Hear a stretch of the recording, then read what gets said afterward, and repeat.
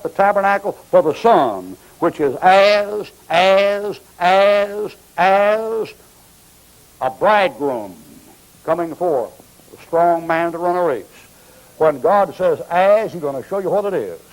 The greatest two words in the Bible for understanding the Bible are as and like. Those are called similitudes. Similitudes. You want to know how I learned most of my Bible? Reading Bible. And when God said, this is as this is like this, I'll tell you how the Lord instructs people. He says, you know what that is? I said, I don't know what that is. He said, you know what that is? I say, you know what that is?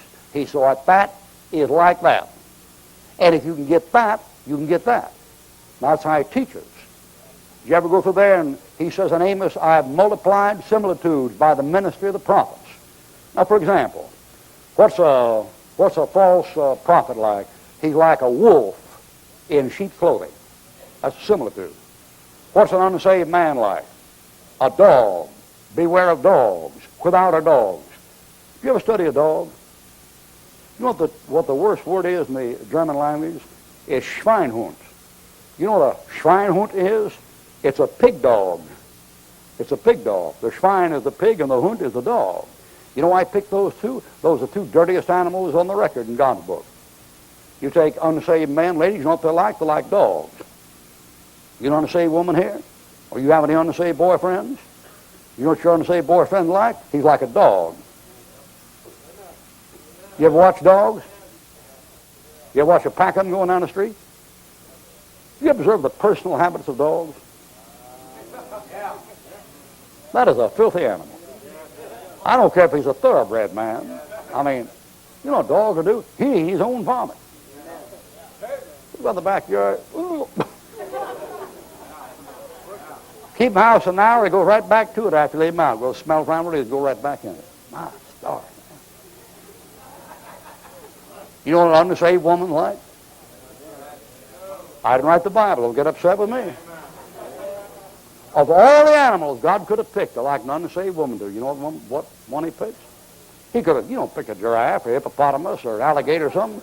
But all the animals He picked, you know what He picked? A pig. 2 Peter chapter 2, verse 22.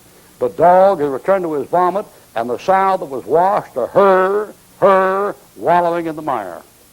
As a jewel of gold is, that's a famous verse, as a jewel of gold is in a swine's snout, so is a fair woman that is without discretion.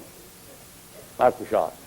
I was preaching one time down in St. Petersburg and went by a place there, and they had come back from the church. The sign there said, nude women wrestling in the mud. Thought to myself, isn't that something? The sow that was washed to her wallowing in the mire. Nude women wrestling in the mud. What a thing, man. Boy, what a twist you'd have to have when you get anything out of that. Except, do they laugh there or what? I don't know. I didn't go see what they were doing. Nude women wrestling in the mud. What a thing, man. What a twist. And I was way back in the back end of nowhere. I think cowhide bottom chair, turkey buzzard fan, the whole works. Old man cracked his ice on the table, which I thought was good. If you don't have an ice pick, crack on the table. I was back in there and I said, tell me something about wild jackasses. He said, what do you want to know for? I said, my Bible says in vain man would be wise, though man be born like a wild ass was told.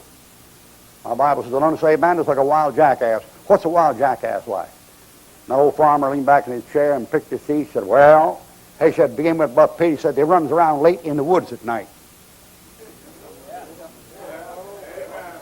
I said, amen. And he said, what'd you say? I said, nothing. Go ahead. He said, and some of their mothers is wild. And I said, amen. He said, what'd you say? I said, nothing. Go ahead. And he said, you take a wild jackass, is the most stubborn critter what there is in this world. Ain't nothing stubborner, no more stubborner than a wild jackass. He said, you got to ride him, and till you ride him, ain't got broke in. And I said, well, can't you whip them? He said, no, sir, you got to rid them. They ain't been broke in till they've been rid. And I said, well, why can't you whip them? He said, they don't understand the whipping till they gets broke in. I said, amen. He said, what'd you say? I said, nothing.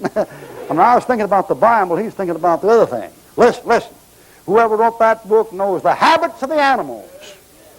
Buddha didn't. Confucius didn't. Whoever wrote that book knows how the donkeys and the cows behave.